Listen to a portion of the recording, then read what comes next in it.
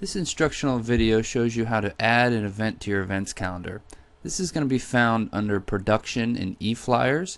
Normally the events calendar is going to show up in your outbox, but for the purposes of this video I've added it to the draft box where we're going to select the edit function. And this will bring up the editor for that week's calendar. Now the first thing you need to do is add a row, and so you right click right above where you want to add that row, go down to row and select add row, and that'll open up a new space for you to add your new event. This can be done at the top as I just did, or you can scroll down to any particular day, right click and again go to row and insert row after, and that'll open up the space for adding the row. Anytime you do something, if you decide you don't want to do it, you can go up and, as I just did, do the undo button. But the next step is then to copy one of the other events, and this will allow us to copy the formatting so everything looks consistent. So I did a Control C on that event, and then go up to our new row and Control V and paste it in, and now I can change any of that information and insert my own title, and it has all the same formatting that BizLink has already coded into the email. As you can see, this title is italicized, so if I don't want to use italics, you just copy the title and undo the italics button up on the editor, and then you can add the description of your event. It's very easy. All the formatting is still consistent, so you have a nice consistent look in your email. A lot of people have asked how to add an event from another website, and so that's what I'm going to show you, and the tricky part is to make sure that you have all the same formatting that is consistent with the other parts of the BizLink events calendar. So if you go out to another website, you're going to copy some content and make sure you have the permission or at least site to that website, but you're going to copy off of that website. The trick is to then paste that content into Notepad, and this will strip the text of all the formatting that that previous website had put in it. So I'm going to copy into Notepad and then paste it into the BizLink section that you want to use it. So we're going to paste that text now into the description of the event, and you will see that it has all the same formatting as BizLink had previously.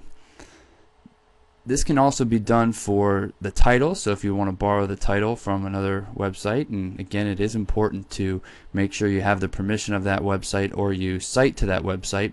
But again, copy it or paste it into Notepad and then copy it again, and then we're going to paste it into BizLink. So there's just that additional step to make sure you strip it of all the formatting from that website, or else it won't look consistent.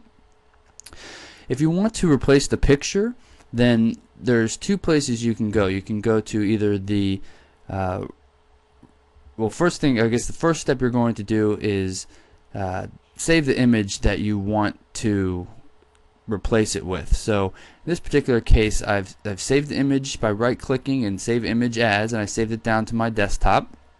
And then you're going to go and you're going to click on either the little mountain icon, insert edit image, or you can go to the image itself and right click and select insert edit image or image properties. From there you want to select the browse button, and that is going to pop up your server, so you can then look on your desktop for that image that you just saved, and then you're gonna upload it into your BizLink catalog. Select that image and it will load into the image properties. If you select OK, then the image will be inserted into the email. You can see this image is a little large, so we're going to go back to insert edit image and change the width, which will then automatically adjust the height and keep the similar proportions as the original image.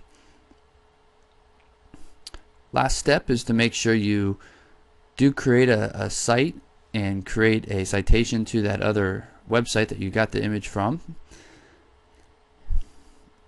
One other thing I want to show you is how to delete an image or delete an entire event from the calendar. Let's say there's an an event you don't want to include. So what you do is you right click and you just go down to cell and delete the entire cell.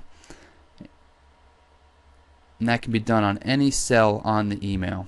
And if you ever do something you don't want to do, just undo it. At the bottom of the email you can see that there are many options what you can do, but we're going to progress and send this email out. So you go to the top right and select the right arrow, and we're going to then choose the group that we want to send it to.